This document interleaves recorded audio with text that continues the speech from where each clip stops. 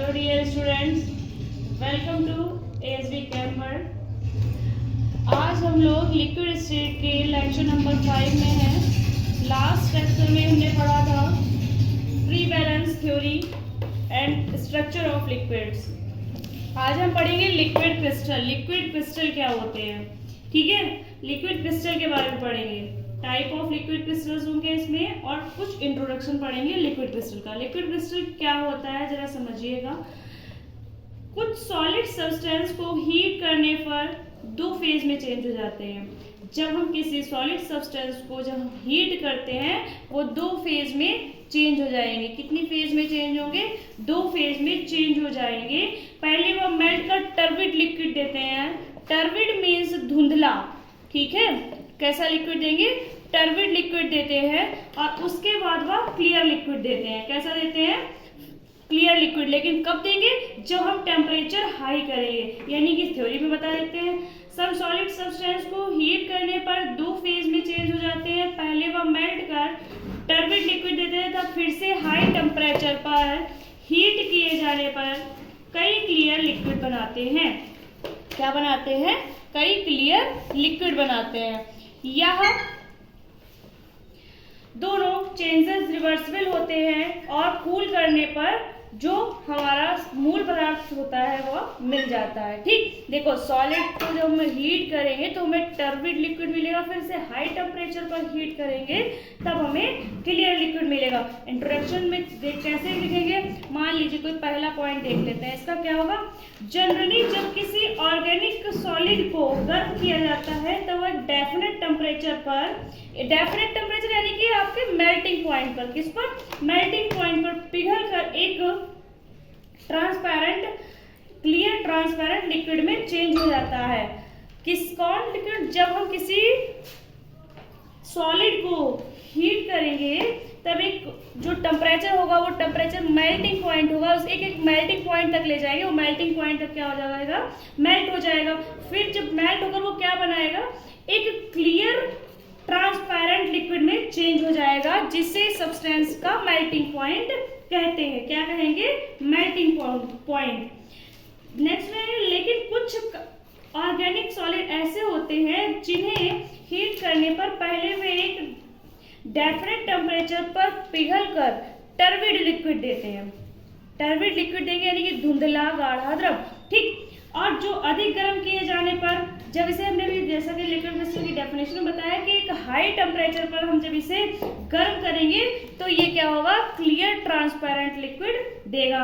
Next point में क्या कहते हैं कि आपके सॉलिड सब्सटेंस के क्लियर लिक्विड में चेंज होने से पहले के जो, देखो, सॉलिड से क्लियर लिक्विड में चेंज होने की जो स्टेज है, इंटरमीडिएट स्टेज है, वो क्या कहलाएगी? मीजोमॉर्फिक स्टेट। ये जो स्टेज है कौन सी? सॉलिड से clear liquid, transparent clear liquid में चेंज होने के बीच की जो स्टेज है वो क्या कहलाएगी? मीजोमॉर्फिक। मीजोमॉर्फिक स्टेट कहलाती है। याद रखिएगा, क्या कहलाएगी? मीजोमॉर्फिक स्टेट। कौन सी स्टेट? जो सॉलिड, ये ऑब्जेक्टिव के लिए इंपॉर्टेंट, सॉलिड से क्लियर लिक्विड को चेंज करने के बीच का जो इंटरमीडिएट स्टेज होती है वो क्या कहलाती है? मीजोमॉर्फिक स्टेट। अब देखिएगा, मीजोमॉर्फिक स्टेट में सब्सटेंस की प्रॉपर्टी क्रिस्टलिन सॉलिड के जैसी होती है। मीजोमॉर्फिक यानी कि यहाँ से यहाँ तक का जो प्रोसेस है, इसके बीच में जो सब्सटेंस की प्रॉपर्टी होंगी वो क्रिस्टलिन सॉलिड के जैसी होंगी। जैसा कि हमने आपको लिक्विड स्टेट में स्टार्टिंग में बताया था कि लिक्विड जो है वो सॉलिड और गैस के बीच की अवस्था है। लिक्विड क्या है? सॉलिड और गैस की बीच की एक स्टेट है। तो क्या बता रहे हैं कि मीजोमॉर्फिक स्टेट में सब्सटेंस की प्रॉपर्टी क्रिस्टलिन सॉलिड के जैसी होती है, इसलिए इस स्टेट को लिक्विड क्रिस्टल स्टेट या लिक्विड क्रिस्टल कहा जाता है। अब समझ में आया लिक्विड क्रिस्टल क्यों कहा जाता है? क्योंकि मीजोमॉर्फिक जो स्टेट है, यानी कि सॉलिड से क्लियर लिक्विड में चेंज होने की जो एक स्टेज आ रही है वो स्टेज कौन से? मीजोमॉर्फिक है। तो मीजोमॉर्फिक में जो चेंज होने के लिए मीजोमॉर्फिक स्टेट है उसमें क्या होगा? कोई भी सब्सटेंस, उसकी प्रॉपर्टी कैसी होंगी? क्रिस्टलिन सॉलिड जैसी होंगी। क्रिस्टलिन सॉलिड जैसी जब उसकी प्रॉपर्टी होंगी तो वो क्या कैसा बिहेव करेंगे, सॉलिड जैसा बिहेव करेंगे। इसको हम क्या कहेंगे, लिक्विड क्रिस्टल स्टेट, ठीक है, या लिक्विड क्रिस्टल कहेंगे। याद रखिएगा कौन सी अवस्था होगी, वो मेसोमॉर्फिक स्टेट होगी, मेसोमॉर्फिक अवस्था होगी, और इस मेसोमॉर्फिक अवस्था के में ही जो क्रिस्टलिन सॉलिड बना है, इसलिए इसे क्या कहेंगे, लिक्विड क्रिस्टल। अब हम बात करते हैं टाइप ऑफ लिक्विड क्रिस्टल की, ध्यान दीजिएगा जरा।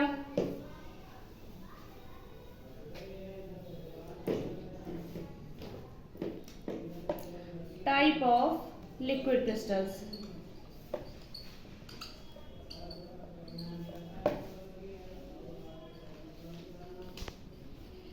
देखो, on the basis of above definition liquid crystals are 3 types. Liquid crystal कितने टाइप के होते हैं, 3 प्रकार के होते हैं। कौन कौन से होते हैं आपका, एक तो हो गया symmetric liquid crystal, pneumatic liquid crystal, दूसरा हो गया कोलेस्ट्रिक लिक्विड क्रिस्टल, ठीक है। ये कितने होते हैं, 3 प्रकार के होते हैं, ठीक है। पहले हम डिस्कस करेंगे सिमेट्रिक लिक्विड क्रिस्टल के बारे में। किसके बारे में, सिमेट्रिक लिक्विड क्रिस्टल के बारे में।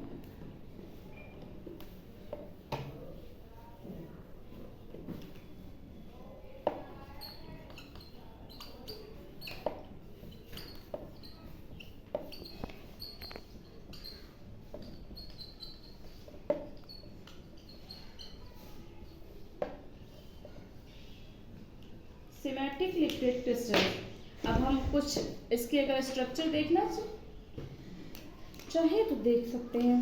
क्या है इसकी स्ट्रक्चर,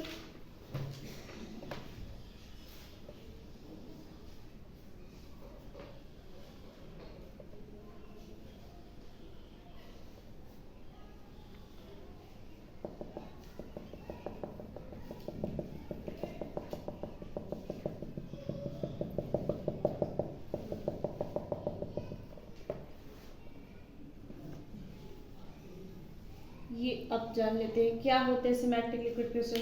सबसे पहले तो इसकी डिस्कवरी जी फ्रेडल ने की थी, ठीक है। किसने की थी, जी फ्रेडल ने। क्या बताया कि इसमें मॉलिक्यूल पैरेलल लेयर से फोर्स के रूप में अरेंज रहते हैं, यानी कि देखिए हमने लेयर्स फॉर्म में दिखाया हुआ है, इसीलिए डायग्राम दिखा दिया है कि इसमें जो है मॉलिक्यूल्स कैसे होंगे, पैरेलल लेयर्स के रूप में अरेंज रहते हैं। इन फोर्सेस के बीच डिस्टेंस तथा मॉलिक्यूल का कॉन्फ़िगरेशन से होता है, समझिएगा। यानी कि जो ये लेयर्स हैं, ठीक है, जो ये फोर्सेस लग रहे हैं, इनके बीच की जो डिस्टेंस है और मॉलिक्यूल का कॉन्फ़िगरेशन क्या होगा, वो सेम होगा।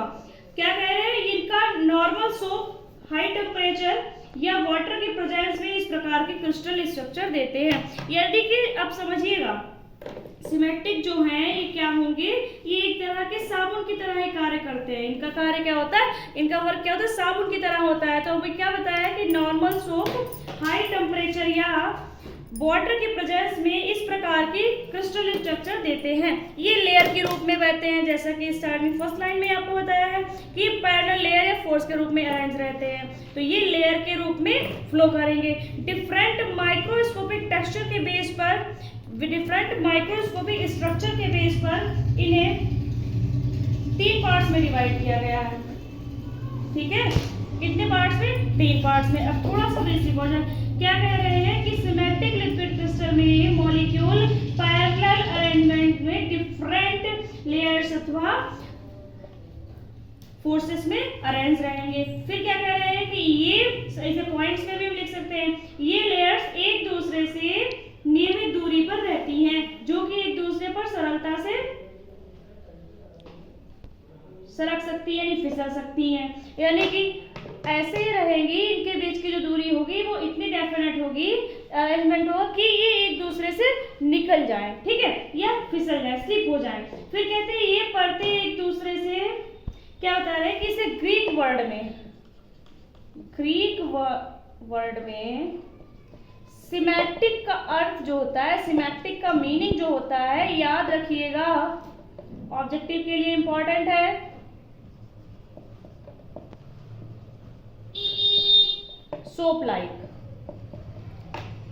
पूछ सकते हैं आपसे एग्जाम में कि सोप्लाइट कौन सा लिक्विड क्रिस्टल बिहेव करता है। तीनों दे देंगे, एक नन ऑफ द एबव दे देंगे या ऑल ऑफ द एबव दे देंगे, कोई भी एक फोर्थ दे देंगे।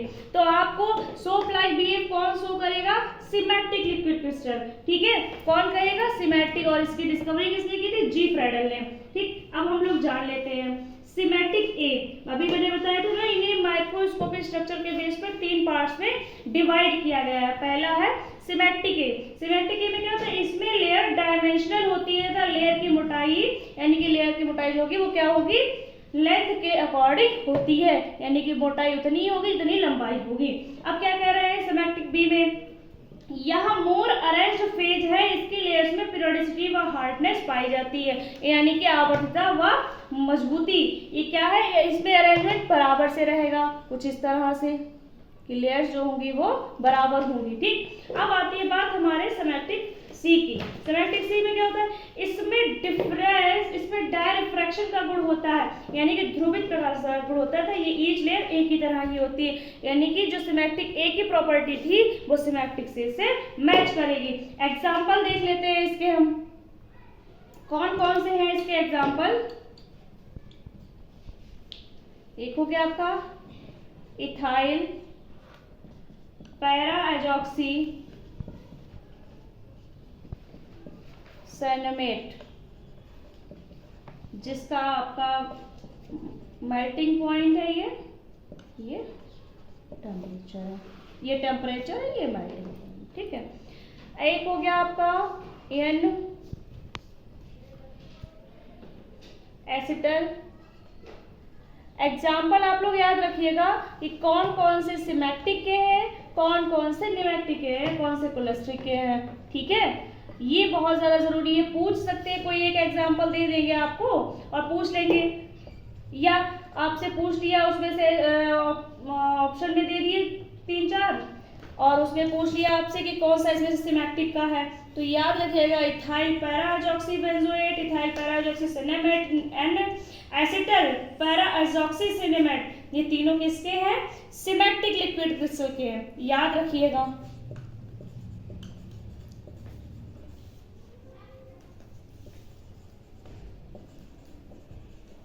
ठीक है, अब आगे हम बात करेंगे, ये हमने आपके एग्जांपल्स बता दिए हैं। अब बात होती है इनकी प्रॉपर्टीज की। अब प्रॉपर्टीज क्या है जरा जान लेते हैं। ये नॉर्मल लिक्विड की तरह नहीं फ्लो करते हैं, ये लिक्विड का फ्लो लेयर्स की फॉर्म में होता है। कैसे होता है? लेयर्स की फॉर्म में होता है। जैसे आपने देखा होगा, अभी हमने आपको बताया ही था जैसा कि पहले ही, कि ये क्या होंगे? ये लेयर्स की फॉर्म में बहेंगे। कैसे बहेंगे? लेयर्स की फॉर्म में। लेयर्स की फॉर्म में बहने से इसका क्या होता है? अब सिमेट्रिक ए है, सिमेट्रिक बी है, सिमेट्रिक सी है। सिमेट्रिक सी और ए की प्रॉपर्टी सिमिलर होंगी, not same, it's similar, but आपकी सिमेट्रिक बी क्या होगा? पीरियोडिसिटी में और इनकी लेयर्स में हार्डनेस रहेगी। तो वही बताया गया है कि इनका क्या होगा? फ्लो कैसे होगा? लेयर्स की फॉर्म में होगा। अब सेकेंड पॉइंट है, इस प्रकार के लिक्विड को ये ग्लास की पट्टी में रखा जाता है, तो ये उस पट्टी में फैलकर सीढ़ीनुमा संरचना बना लेते हैं। यानी कि ऐसे लिक्विड से ग्लास को, सी आपने ग्लास की प्लेन सरफेस ली, उस पर अगर आप इन्हें डालेंगे तो क्या करेंगे? एक सीढ़ीनुमा यानी लेटर फॉर्म में स्ट्रक्चर बना लेंगे। ठीक है, अब इनमें क्रिस्टल जालक के समान यानी क्रिस्टल लैटिस के समान मॉलिक्यूलर स्टेट तो होती है, किंतु ये बहुत ही जटिल यानी कि बहुत ही हार्ड और बहुत ही रैंडम होती है। कहने का मतलब क्या है कि सॉलिड है तो इनकी स्ट्रक्चर तो हार्ड होगी ही होगी। क्यों है सॉलिड? अभी बीच में बताया था आपको कि जो ये फेज है इनका मीजोमॉर्फिक स्टेट जो है वो किस में आ रही है? सॉलिड के नेचर इसमें क्या है कि सॉलिड जैसा बिहेव शो करेंगे, तो इसलिए इसकी जो विकृत यानी स्ट्रक्चर है वो बहुत ही जटिल होगी यानी हार्ड होगी। अब बात करते हैं निमेटिक लिक्विड क्रिस्टल की। ये क्या होते हैं?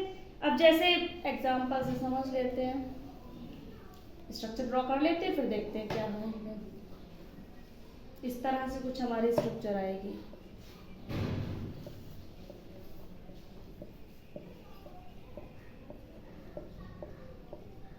मान लीजिए ये पानी है, एज्यूम करना है बस आपको। ठीक है, अब निमेटिक लिक्विड क्रिस्टल क्या है? ये लिक्विड क्रिस्टल नॉर्मल लिक्विड की तरह ही बहते हैं, इनका बहाव लगभग न्यूटोनियन होता है। ठीक है, कैसा होगा, न्यूटोनियन, न्यूटॉन्स की तरफ बढ़ेगा। इनमें विस्कोसिटी कॉन्सेप्ट अप्लाई होता है। ये आपके गैसेस स्टेट में जैसे ही बताया था विस्कोसिटी के बारे में, तो इसमें क्या है, विस्कोसिटी कॉन्सेप्ट अप्लाई होता है तथा नॉर्मल लिक्विड की अपेक्षा इनकी विस्कोसिटी क्या होती है, लो होती है, विस्कोसिटी कम होगी। इनके मॉलिक्यूल्स के ग्रुप की एक्सिस एक दूसरे के पैरेलल रहती है तथा प्रत्येक मॉलिक्यूल अपनी एक्सिस पर भी रोटेट करता है। क्या कह रहे हैं, ये नॉर्मल लिक्विड की तरह ही बहेंगे, इनका बहाव न्यूटोनियन होता है, विस्कोसिटी कॉन्सेप्ट अप्लाई होगा। नॉर्मल लिक्विड के कंपेयर में इनकी विस्कोसिटी कम होगी। इनके मॉलिक्यूल्स की ग्राफ की एक्सिस एक दूसरे के पैरेलल रहेगी, यानी कि ग्राफ की एक्सिस अगर आप देखेंगे ग्रुप्स की एक्सिस तो वो एक दूसरे के बराबर रहेगी, समान रहेगी, और एक मॉलिक्यूल अपनी ही अक्ष पर रोटेट करता रहेगा, घूमता रहेगा। ठीक है, अब टेम्परेचर इंक्रीज करने पर इनके मॉलिक्यूल्स में कॉन्फ़िगरेशन होने का सीक्वेंस डिक्रीज होता है, जिससे वॉल्यूम इंक्रीज हो जाएगा। टेम्परेचर क्या होगा, इंक्रीज होगा तो मॉलिक्यूल का सीक्वेंस डिक्रीज होगा, और जो मॉलिक्यूल का सीक्वेंस डिक्रीज हो रहा है, टेम्परेचर इंक्रीज हो रहा है, तो वॉल्यूम भी क्या होगा, हमारा इंक्रीज हो जाएगा। समझ लेते हैं छोटे से एग्जांपल से। न्यूमेटिक लिक्विड क्रिस्टल में भी मॉलिक्यूल लगातार समानांतर क्रम में व्यवस्थित होते हैं, किंतु इनकी संरचना में परतें नहीं होती हैं। यही बात हमने कही थी कि इसमें क्या है, लेयर्स नहीं होंगी। दूसरा पॉइंट है कि ग्रीक वर्ड में न्यूमेटिक का अर्थ थ्रेड लाइक, अभी बताया था, उसमें क्या था, सोप लाइक। और अगर हम न्यूमेटिक की बात करेंगे, न्यूमेटिक की स्ट्रक्चर कैसी होगी, ये न्यूमेटिक मीन्स क्या होगा, थ्रेड लाइक। याद रखिएगा, उसका था सोप लाइक, इसका होगा थ्रेड लाइक। याद रखना है, नोट कर लीजिए। न्यूमेटिक की स्ट्रक्चर कैसी होगी, न्यूमेटिक का मीन क्या होगा, थ्रेड लाइक होगा। इसे कैसे दिखेंगे, ये थ्रेड लाइक दिखेंगे। ठीक है, अब क्या पोलराइज्ड लाइट में देखने पर ये पतले पतले धागे जैसी, बताया कि थ्रेड लाइक स्ट्रक्चर होती है, तो ये पोलराइज्ड लाइट में जब हम इसे देखेंगे तो ये बहुत थिन थ्रेड की तरह दिखाई देते हैं। ठीक, अब इनकी हम प्रॉपर्टी पढ़ लेते हैं। अभी हमने बताया था पहली प्रॉपर्टी तो यही होगी कि इसकी विस्कोसिटी नॉर्मल लिक्विड की कंपेयर में कम होती है। ठीक, दूसरा, इनके जो अवयव है वो प्रकाश सक्रिय यानी कि लाइट पोलराइज्ड एक्टिव होते हैं। ठीक, ऑप्टिकल एक्टिव होते हैं। कैसे होते हैं, ये ऑप्टिकल एक्टिव होते हैं, ये प्रकाश का प्रकीर्णन नहीं करते हैं, स्कैटरिंग नहीं करते हैं। ठीक, ये light of scattering of light इसमें नहीं होता है। इसमें जैसे आपके एग्जांपल हो गए, एजॉक्सीफिनॉल हो गया आपका, ठीक, पैरामेथॉक्सिल सिनेमिक एसिड हो गया,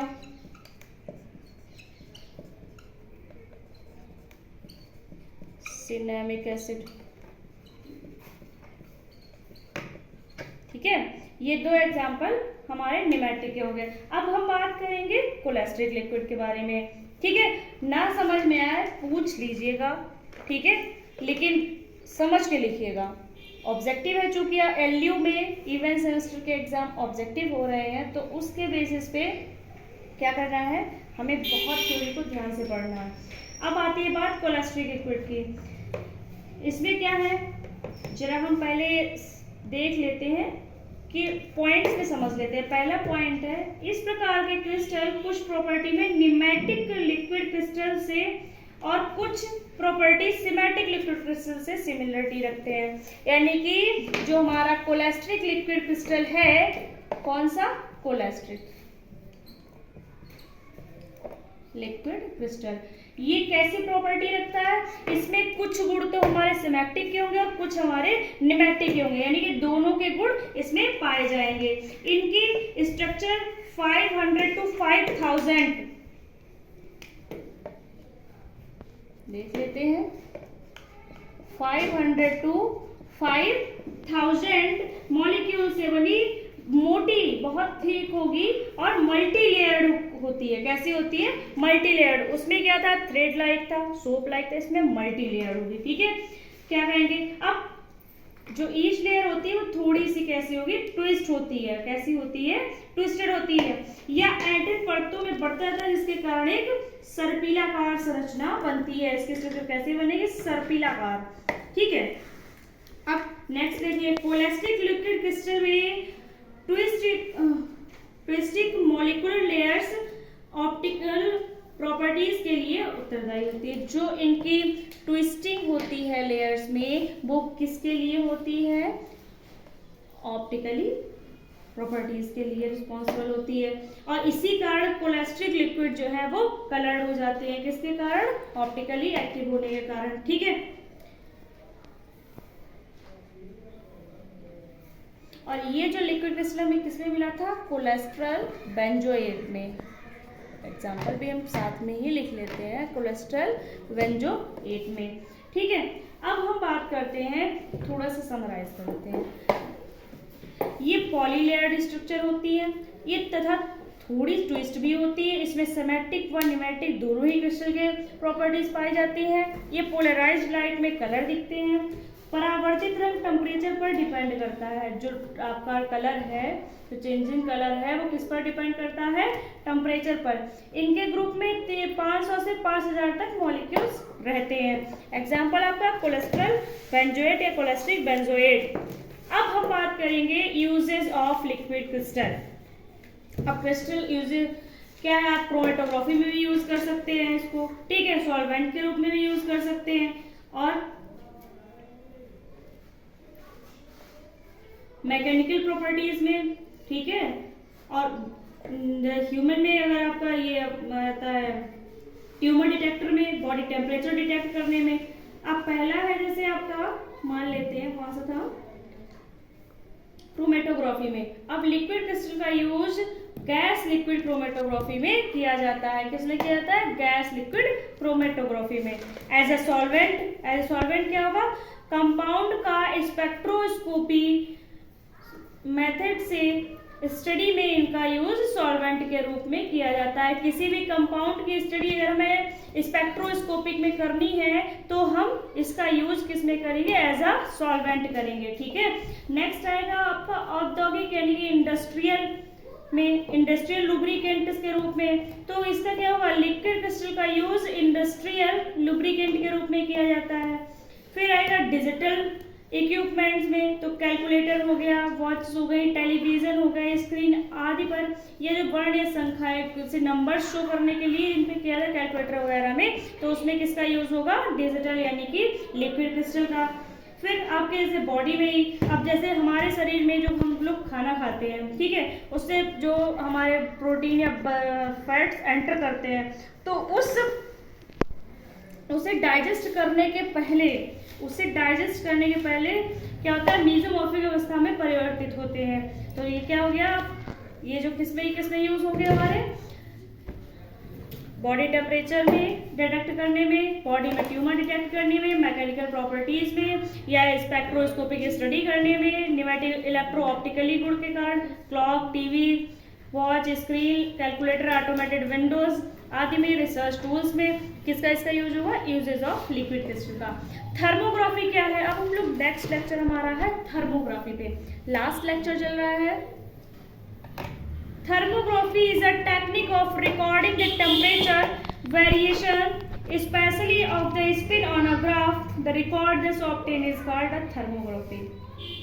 मोस्ट इम्पॉर्टेंट है कि थर्मोग्राफी का यूज कहाँ होता है। तो थर्मोग्राफी का यूज हम जो है मेडिकल फील्ड में हो करते हैं। किसमें होता है, मेडिकल फील्ड में, या ब्रेस्ट कैंसर हो गया, डायग्नोसिस ऑफ ट्यूमर हो गया, ऑर्थोपेडिक डिसऑर्डर्स हो गया, आर्थराइटिस हो गया, बैक पेन हो गया, इसमें हम किसका यूज करते हैं, थर्मोग्राफी। थर्मोग्राफी एक ऐसी टेक्निक है जिसमें क्या करेंगे, किसी ग्राफ या स्पिन के द्वारा क्या करेंगे, टेम्परेचर वेरिएशंस चेक करते हैं।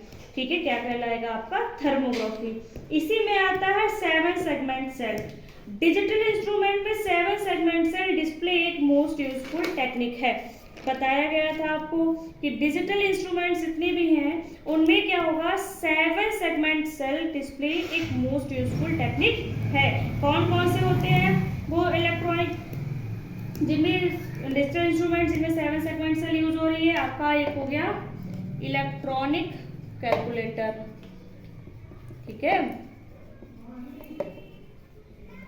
इलेक्ट्रॉनिक कैलकुलेटर, रिस्ट वॉच, ठीक। दूसरा आपका क्या था, ऑटोमेटेड विंडोज, ऐसे जो है जिसमें 0 to 9 डिजिट को शो किया जाता है। जब इस पूरे सेल में कौन से लिक्विड क्रिस्टल का यूज होगा, याद रखना 7 सेगमेंट सेल में न्यूमेटिक लिक्विड क्रिस्टल का यूज किया जाएगा, ठीक है। इतना तो आज का लेक्चर था। क्या हमने पढ़ा, liquid crystal, type of liquid crystal, uses of liquid crystals, thermography and 7 segment cell. इसको आप बहुत डीपली पढ़े। जिन बच्चों को पीडीएफ चाहिए, पीडीएफ का रेट कम कर दिया गया है, वो हमारे एप्लीकेशन से जाके उसे परचेस कर सकते हैं। Thank you.